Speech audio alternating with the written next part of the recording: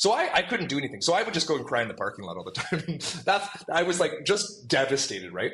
And eventually, like every, good angsty teen, particularly of the queer variety, I wrote a poem about what happened. And it was called You Ever Notice How Cold It Gets in the Fall? Which is just like terrible, right? Like unbelievably cringe. But I write this poem. Do you still remember this poem? I still have this poem. You know what?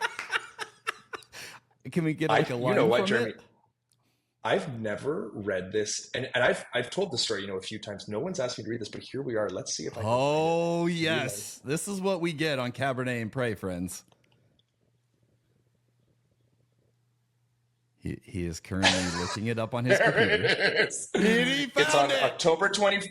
Last time I opened this was on October 24th, 2019. So this was 6 years ago. Oh gosh. Should I read it? Should I read the first stanza? How about that? Because I don't want to. Yeah, let's get the first stanza, just so we can really appreciate the story.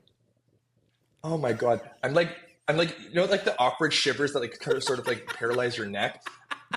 I'm reading like, oh, the word inane's in here. Like, the moment the words and the word inane is in your poem, you're like, you've done, you've not done the job. Okay.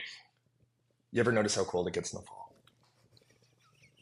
You ever notice how cold it gets in the fall? No, I know it may sound inane, but when the weather is so bitter, as pain is imparted and your lips begin to quiver, it's fall.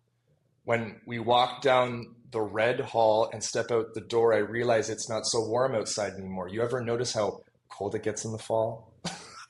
Yes. I'm here for sweating. all of it. Oh gosh, I'm sweating. Dear Lord. You know what? If academia isn't your thing anymore, poetry, bro. Poetry.